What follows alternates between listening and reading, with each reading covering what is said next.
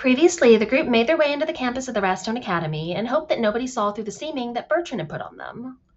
Bertrand found a student to interrogate and got some information on where they might find Professor Bristlebelt.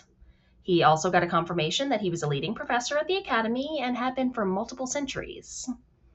The group made their way to the library, where a job fair of some type was happening. Isaac made a beeline for an automaton shelving books and spent a while interrogating it. While most of the older texts were locked away, Nova managed to find one that he suspected had been missed.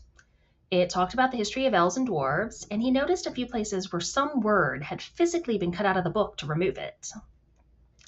It seemed to be references to them breaking bread in someone's honor, and was the name of whoever that person or god was that had been removed. Isaac looked at the book and was able to figure out that the word that had been removed was somewhere between 4 and 6 letters long. Nova thought for a minute about the ancient gods, the ones before the old gods, and he remembered something that he read on an ancient scroll once. Lotia.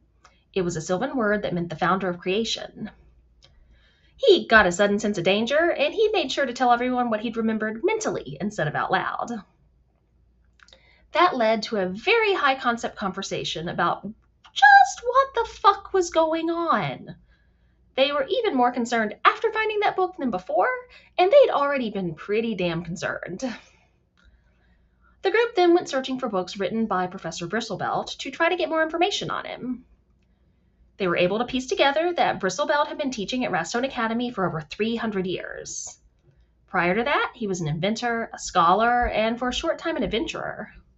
He had been married twice, both to humans who since passed away. He didn't have any biological children, but considered his students to be like children to him. Potential warning flags ahoy. He'd won some awards for his research. The past 2 centuries, he'd been focused mainly on studying where magic came from, how it flowed through the world, and how it could be harnessed. That immediately got the group's attention. He'd written several books about how mages should be more tolerant of the natural magics, as there was much to be learned from it, which was a bit surprising. He'd written a book about the history of attempts to break down healing magic in a way that could be used by wizards. He'd written a book that focused entirely on the question of where does the magic originate from?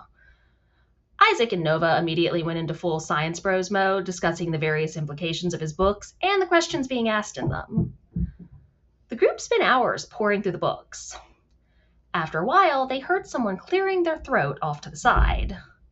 When they turned at the sound, they found themselves face to face with an elderly dwarf man. He looked at them and told them that he'd heard that they had been doing a lot of research on him, confirming that it was definitely Bristlebelt standing there.